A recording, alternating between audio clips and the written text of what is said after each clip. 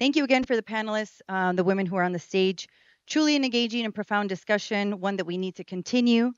We're now going to move into a session that starts with something we all think about maybe 3 times a day, depending on who you are. Food. For some, it's what we crave. Some, it might be something we avoid. What we promise is that we'll eat healthier tomorrow. We know that we need to eat food and maybe less of food like products that are marketed as food.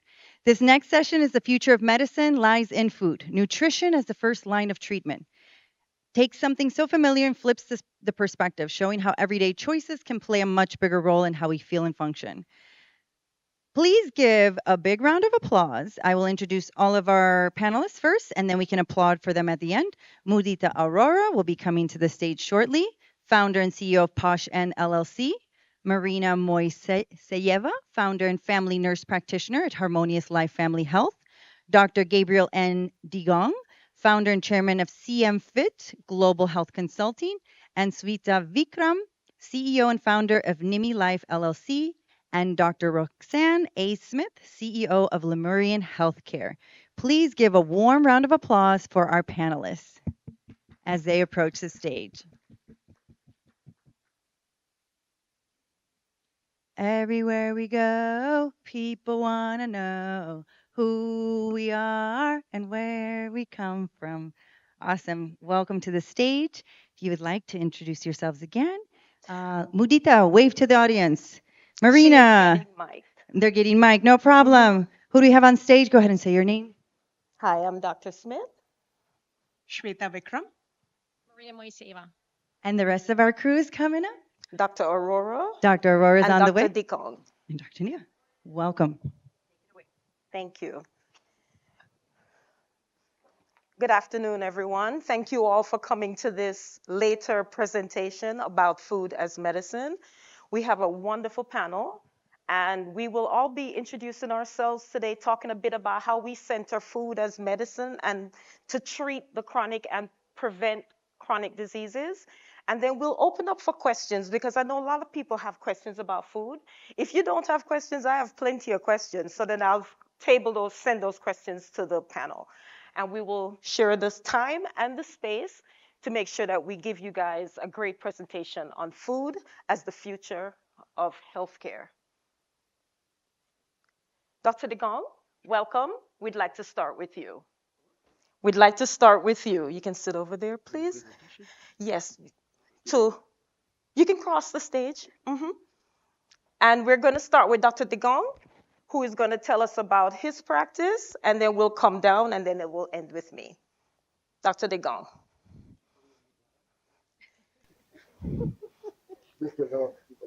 Okay, everybody. Okay, my name is Dr. Gabriel N. Dyken of the CMP Global Health Consulting, part of CMP Global Group. Maybe hold it closer to your mouth. All right, so my name is Dr. Gabriel N. Dyken of the CMP Global Health Consulting, part of CMP Global Group. Our range of work is from health delivery, elderly, and people with disability, clinical research, procurement, clinical quality assurance, and also a clinic for RSV testing, sleep aid, COVID-19, and pre-employment growth testing, and many other clinical and community research services that we offer. And Dr. Degong, how do you center food as you treat your clients? Pretty much, food is the first line of preventive medicines because every single one of us eat food. And thank you.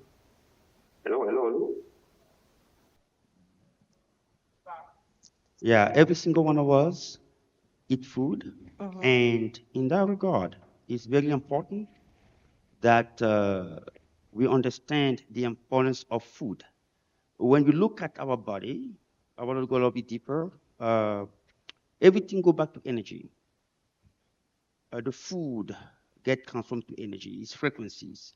So the electromagnetic wave that is being transmitted into our genetic section of the genome should be the one that was at the primordial fault. It means that when you're born, you have those healthy frequencies into your genetic makeup.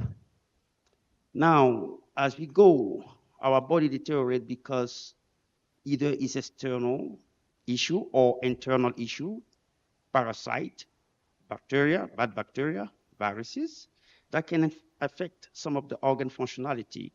The body is normal stage, normally repair itself.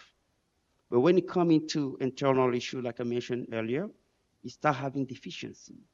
Now, the body stop producing the adequate amount of vitamins, of proteins, of lipid, fatty acid, of minerals, the 21 minerals. And then you start having some problems. So when you eat healthy food, what it does through a diet that is well followed by a doctor or from your own knowledge, you are able to gather all of the normal nutrients that the body, a person need a day, in a daily basis. Thank you, Dr. Igong. That's Yes. exciting to Yes. hear. We'll come back around Yes. to talk some more about, things that you would suggest. But for now, we could go to Dr. Aurora. Yeah, I'll pass the micro to He'll the come next back. panelist. Thank Dr. you. Aurora, thank you. I'm Mudita Arora. I am an owner of curated nutrition company called as Poshan. I'm originally from India, and Poshan in my language, Hindi, means nutrition or nourishment or support through food. So I like to connect my clients, my patients, back to their body, connect their body through nutrition. I want to ask the audience here, how many of you have had a consult from a registered dietitian? Just raise your hand. Few? I can count about 3. So there's a huge need for our audience here or the communities in general to seek the nutrition counseling from a registered practitioner because there's a lot of diseases outside nowadays, some diagnosed, some undiagnosed, which can be healed through nutrition. Awesome. We can use nutrition as the first line of defense. For example, using precision nutrition, like using maybe consuming omega-3s and omega-6 for anti-inflammatory diet, right? Maybe using incorporating vitamin D in your diet so that a lot of us are vitamin D deficient, but what do we do about it? We go, we get tested, lab work comes back, we are deficient, and then we take the supplement. And that's how we treat our vitamin D deficiency. But if you are proactive about it, or if you have someone who can guide you through, throughout, then you can be at a more healthier self and you can perform better from every state of mind, like from your mind, from your body, and so on and so forth. So you say you're a dietitian and you center food in how? How do you center food? So food, Vitamin D in itself is usually gotten from supplements or the sunlight. So how do you center food? So for me, food, like Dr. Gabriel said, it is one of the basic needs of the body. Absolutely. How many times a day we consume food? Several times, 1, 2, several times a day. But are we mindful about consuming food when we are eating? Are we in the right state of mind when we are eating that food? Okay, I see where you're going. Are we eating food as a more of a preventive measure or as more of a reactive? So this is where my expertise comes in. Once I know my client, like what they're looking for in improving their diet, improving their nutrition, improving their health and well-being, that's where I bring in the food and the curated diet plans so that they can be the best version of themselves when it comes to health and well-being. Thank you so much. I really love that. Thank you. Does this mic work? Can you hear me? No? No. All right. Raise your hand if you think your body at present time, last week or so, performs and feels its best at mental and physical level. Anybody? Okay, not so many. Raise your hand if you actually want to feel and perform your best at your mental and physical level. Awesome, right. So your body is the most complex but precise machine. There's nothing as magical and as complicated, but it actually knows what to do. But as I mentioned, machine, like think Ferrari. If you give it sunflower oil, it will not go anywhere, right? So food has the same meaning. Food is fuel for your body. Think of it not just like calories. It's not about calories. It's priming your body. Food for your body is literally the foundation. It's literally basically the signaling is everything. Food turns on gene expression or turns it off. Food basically affects obviously immune function, mitochondrial resilience. I am a family nurse practitioner, board certified, and I have over 16 years of clinical experience in integrative functional medicine, regenerative medicine, anti-aging medicine, and nutritional medicine. I have a clinic, Harmonious Life Family Health, where I serve kids, adults, basically no age is a limit, in Brooklyn, New York. I do see people from a variety of conditions. I do have people who are very sick who've been around the globe, seeing multiple doctors and been treating the conditions for decades. And I do see people who are just health conscious, biohackers, just people who are, thank God, right now, I see a good group of people who are just thinking forward. Like everybody here, right? We're trying to do more prevention versus treating and curing than something it's a total different ball game. That sounds amazing. So how are you centering food? So considering I do see people sometimes who are very sick, and I do offer multiple modalities, meaning I do offer their effective and kind of, I would say, innovative treatments like exosomes, stem cells, peptides, methylene blue, ozone, ultraviolet blood irradiation, and like, a lot of hormones. But I always have a very honest and a very straightforward conversation with my patients that those things are really cool and they are very powerful. But what you do every day, what you actually do a few times in a day, which is eating, is still the foundation. We are going to upgrade you, but if you're then still putting crap in your body, it's not going to be as efficient, and you're just kind of wasting the money because those treatments are not for free. So I really kind of put it in the head that it's in your best interest to get the most out of those really cool, innovative, high-end, high-tech modalities and treatments to put food as a primary change. And that's where we come from. And I really usually utilize a lot of supplements, extracts, where I do use a lot of antioxidants because, unfortunately, food these days is not what it used to be decades ago. Even if you are eating broccoli, it's not the same nutrition dense-wise. So you need to be a little extra, I would say, intense with it. That's why for cushion and overall to give this extra therapeutic concentration, we are typically supplementing with some specific nutrients. Okay, thank you so much. All right then, Dr. Shweta. How's everyone doing? Great. Can we just get a quick round of applause for our amazing MC and the entire Health 2.0 staff who's been tirelessly doing all the good stuff? So I am a very informal person, but if I need to do something formal, I'm going to read it, put the phone away, and then break into shimmies. No, just talk. So my name is Shweta Vikram. I'm the founder of Nimi Life, an Ayurvedic doctor, a global speaker, author of 15 books, a certified grief coach, and host of the Grounded Leader podcast. And I promise you, it's all coming together. My work sits at the intersection of Ayurveda, grief, and trauma informed care. And I support individuals and organizations in navigating stress, burnout, and life transitions.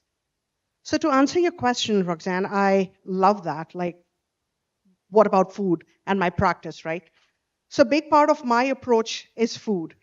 I see nutrition, and again, from an Ayurvedic perspective, not as a trend, not as restrictive, but as one of the most powerful everyday tools for healing.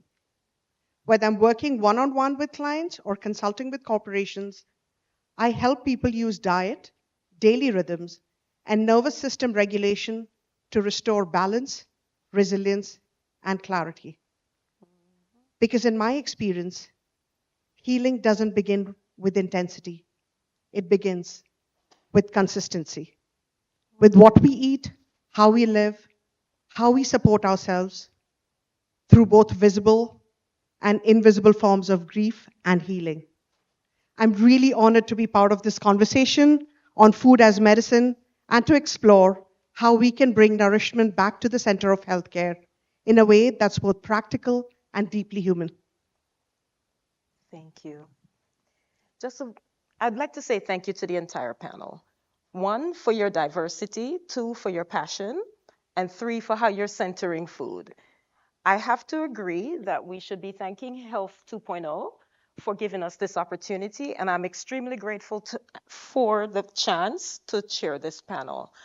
I know it's not something everybody likes to do, but moderating this panel has been so far great.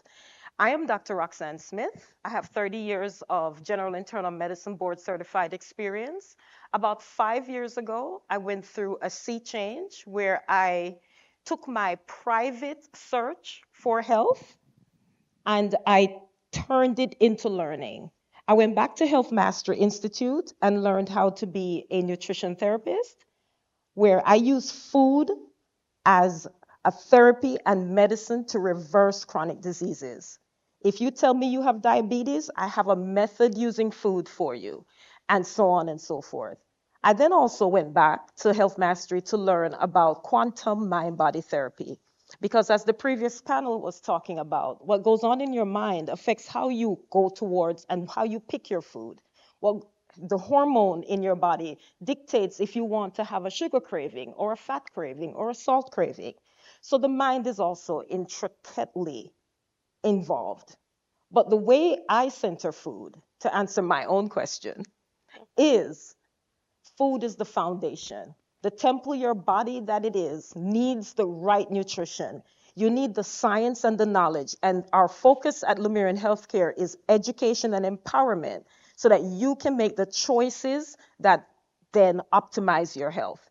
I could tell you from now till forever that meat is a class one carcinogen.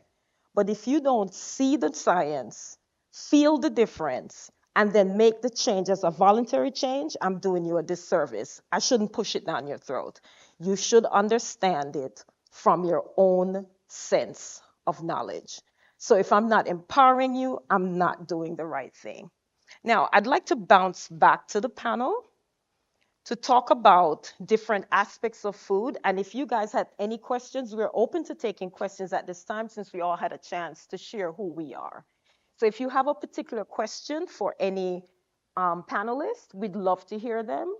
And if not, we can start talking about if you have someone that comes in and you're trying to take care of them and you're trying to center the food, how do you approach that with the client? And what has been your experience so far with that? And I can start back with Dr. Digong and work this way back. Mhm. First of all, you're going to have an assessment with the client, ask him his daily routine about his food. Then you derive a conclusion on that. But to emphasize more is to have a blood testing to see where the patient have deficiency, so that precision food nutrition or precision medicine treatment can be done through that process. Like we say, everything is poison. The difference is the dose. That's the wisdom, the philosophical wisdom. Everything we eat is poison. The difference is the dose. There is a chemical in food called aflatoxins. God, our creator, I mean, that's what I believe, have it there. It's a toxin based in food. It means it is necessary for the resistance to improve the immune system of our body. So when we eat, we need to come back to what she said. Are we eating as a preventive measure, or are we eating as a reactive measure? It's very important. I believe this is the most important panel of this 2.0 health for these sessions, unless somebody tell me otherwise, because this is where our life is. This is the basic of our existence. We are here because somehow some of us have ate, I think by chance, maybe well. That's why we're here. If you eat bad food, the chances of you being healthy and being here probably will be zero. So we have to take this seriously and educate ourselves, because education is very important. Realize that a lot of us don't have that education, but we have the proper education on how to feed ourselves.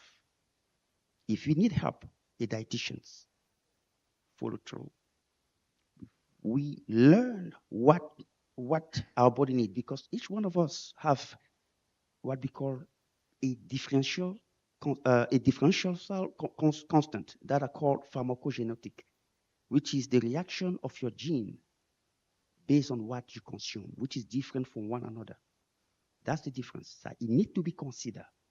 That's what precision medicine comes in place. It's called nutritional genetic, not genomic, but genetics. It's very important to consider when I talk to my patients, when I educate people to really know about it. So that's why the blood testing is important.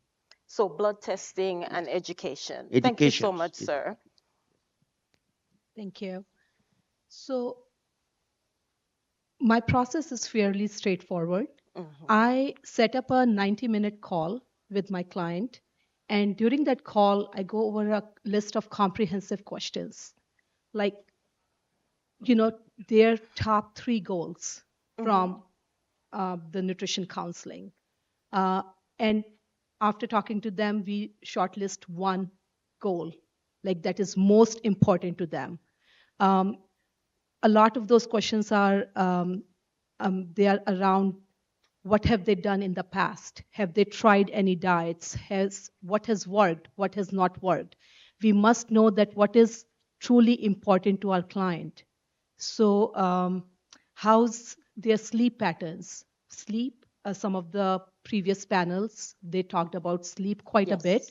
It is a very important factor in how we are, if we are going to wake up tired next day, how that day is going to go for us. Versus if we are well rested, or if we have time to cook a nice, good breakfast for us or not. So how their lifestyle is, like if they have any genetic factors that has affected them in their journey towards health and well-being. Who does the grocery shopping at home? Who does the cooking at home? And do they have a supportive family? Do they live by themselves or they live with someone? If they live with someone, do they have the necessary support they need to make these lifestyle changes in their in the coming future? So there's a list of comprehensive questions, and once that is completed, I also make this make this visit very conversational. Right. There were times, to my surprise, I had even though I think I had a list of questions, but some of my clients actually talked for good 60 to 90 minutes. We did not get through. So that told me that there was the, those clients, I'm very thankful for them to opening up, because I do think that they were not heard before. They were not heard before. I They were not agree. heard. I agree. So before I go to the education or something, I would like to know what is bringing them to me. What is the main reason, or what are they trying to achieve from this? And then once we shortlist those goals, then we start working on them in the follow-up calls. Thank you so much. That sounds like very intense. I love it. I pretty much have very similar process on onboarding and just understanding where the patient is. And that's basically sets the stage for what they can do. Because, let's say you can have in your head the best nutritional recommendations, but you can see it's not feasible. And you do want to make sure that you give their basically points and to-do list that they are able to do, and that they come next time for follow-up, they're not gonna hide from you or lie to you or feel like a failure. You can do literally for some people it will be just start drinking water. Right. It could be as simple as this, but it has to be, because I always say do not underestimate the power of one little change long term. Excellent. So that could be, again, it could be baby steps. Some people would say, I'm ready to do 360 transformation, and we go all in, or it could be literally one step for the next months. Thank you. That's awesome. I love that there's so much resonance with what both Mudita and Marina said. So just to backtrack a little bit, in Ayurveda, food is one of the pillars. It's called ahara, right? And food is not just what you eat, it's your emotions. There's the mind body consciousness. So the emotions, your environmental toxins, the conversations, it's everything that you feed yourself. The second part being, it's not just what you eat. Why is it that some people eat, completely organic, cook fresh, all 3 meals, exercise, go to bed, they still don't feel like their best selves? It's not just what we eat, it's also what we digest. Okay. So that's very important. The same food can work as poison for one person and honey for the other. So eat in season, food miles, all of that. So these are all simple Ayurvedic concepts. But when a client comes to me, it's very similar to what you said, Mudita. It's 90 minutes. And there's a reason I was talking about grief coaching in my introduction. Literally, almost 99.9% of my clients, they come in for a health issue, and there is unaddressed grief. Mm. So I'm not a therapist. I am an Ayurvedic doctor. But in my grief coaching or Ayurvedic coaching, they work together along with trauma informed, right? So through diet, you work on the grief that's gone unaddressed. And that's when the healing begins, because a lot of people, a large majority, and Dr. Gabor Mata says this beautifully, start to heal when they feel visible. And it's something that you touched upon. Like, there's so many people who are going about their lives feeling unseen and unheard. So I think compassion is at the core. Yes. Holding space, listening to clients is second. You can have the best material, but if you don't have a body that's willing to heal, to absorb, to take that all in, what's the point? That was beautifully said. And you already called attention to the points that everyone has been bringing forth. And it's usually these kind of things that can really bring change to a person. One of the tenets of the practice that I use, which is the HMI way, we do a quantum life audit to begin, partially done by the client. They go and sit and answer everything. And then I do an intake that can take anywhere between 1 to 2 hours, going through that audit. And then from that audit, we see where they need to begin. But we don't necessarily begin there if the client, like you said, is saying that they identify X as a problem. So I can have all the best intentions, but if I'm forcing it on you, it's not good. The decision to change rests with the patient. It rests with the client. And so, empowerment in education, letting them know what this thing can do, is the foundation of how we use food. I'll tell people I can get rid of your diabetes by just cutting out fat. They don't believe me. I say, give me 2 weeks, do your finger sticks. They come back. Oh my God, I believe you now. You give them a challenge, you give them hope, you give them knowledge. You give them a little bit of space and you see them again and they're changed. You give them things that will change their life quickly so that they believe you in the things that may take a little bit longer. And yes, supplementation is a powerful tool.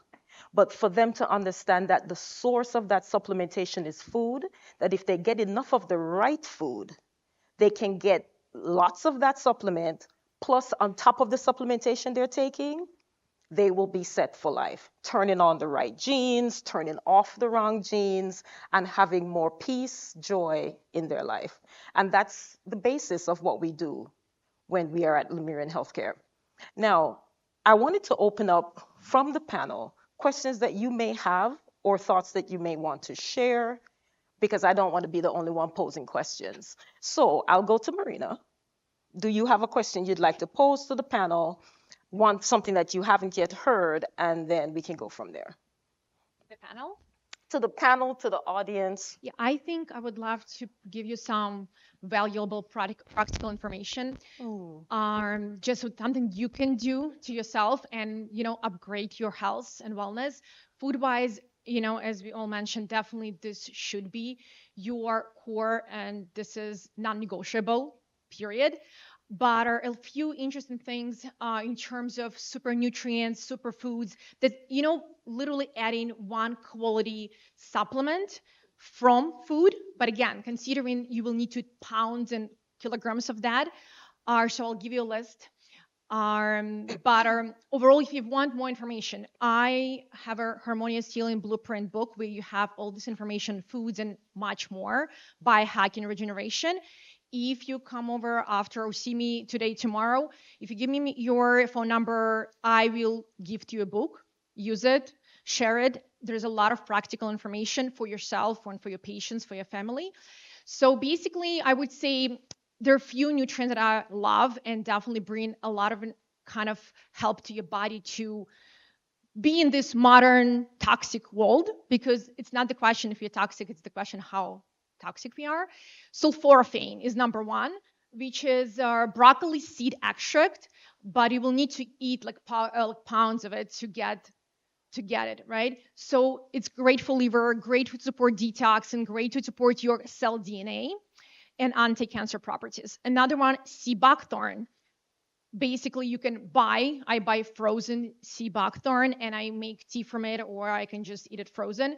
It's omega-7, great for cardiovascular, amazing anti-inflammatory, great for hair, liver.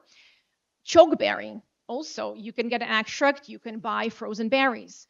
Another favorite is astaxanthin, and for example, PQQ, Urolith A. Those are some of my favorites that are definitely could be added easily. And another one, actually, Himalayan tartary buckwheat, which is, if you heard of buckwheat, it's like times 100 benefits for anti-aging and for overall anti-inflammatory and antioxidant properties. Those are a great list. I'll pass it on to Dr. Aurora to see what she has to say. So I have a question for the audience. Have you ever had to make a choice between your medicine or your food? Like whether That's a should good I buy one. this medicine or would I have enough money for the food? It's very real. The struggle is real. And nowadays with there are so many drugs outside like GLP-1s, they're expensive, or if not covered by insurance, a lot of my clients are actually coming and asking information about them. So food is taking a secondary role. So I would request you that if you have those challenges, seek a help of a registered dietitian. We can actually help you budget your food in a way where you can, you know, find some balance between the medicine and the food. I do And agree with that because there's so many good, inexpensive foods out there. You can pay for a box of beans already cooked, $2.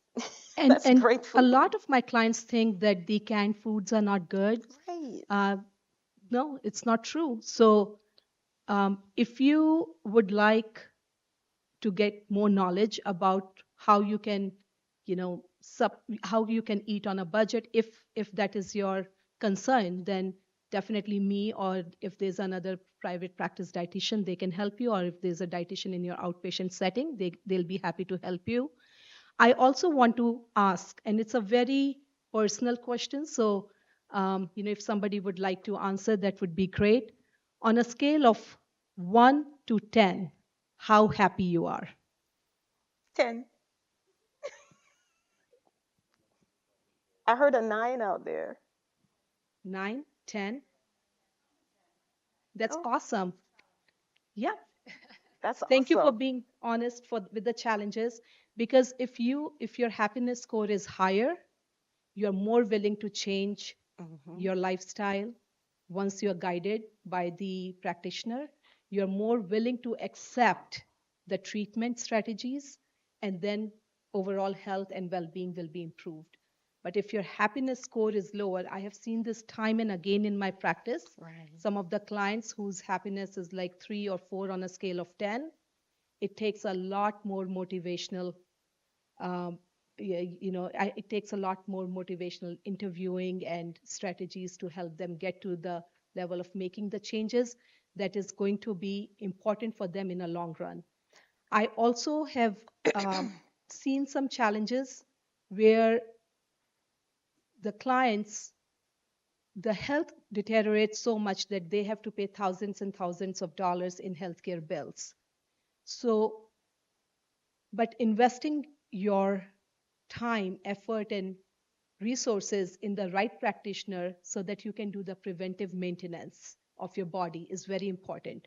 I How you feel agree. in your 20s is not how you are going to feel in your 30s or your Unless 40s you plan or your for it. 50s, unless until you plan for it, Right. unless until you get your body ready for the next decade. You will not feel the same, and you will feel the pinch. I'm going to move the mic on to Shweta. Dr. Vikram, thank you. All right. We all best friends now, right? Raise your hands if you pay attention to your poop every morning, afternoon, evening. To your Poop. poop, your bowel movement. The first time I said this to a client, like, OMG, TMI. I was like, no, not really. If you're so focused on what you're ingesting, shouldn't you be curious about what comes out of your body?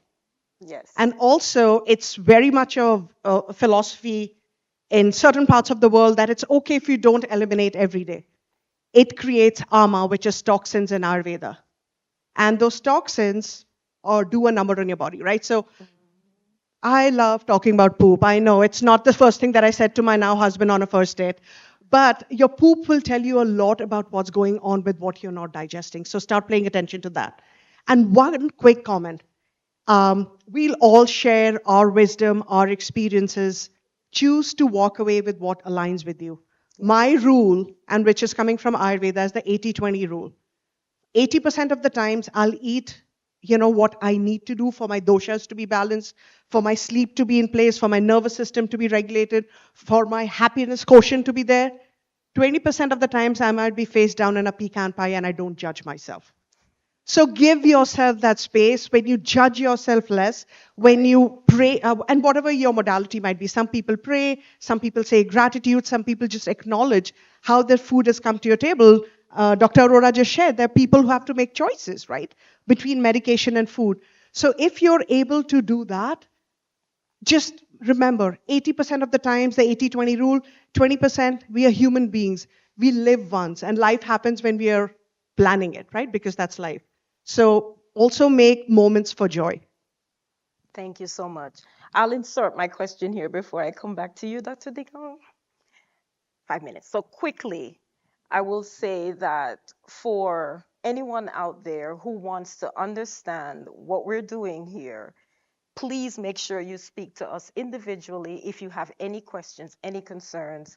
I will pass the mic to Dr. Digong because I know he has something to say to close us out on asking the audience a question or something you'd like to share about food. Yeah, pretty much. I can say, I can look at them and say that, well, are we here? Pretty much, I can say everything starts with a thought, like my co-panelist stated earlier. Everything starts with a thought. If you have positive thought, you are giving your body that positive energy that goes in.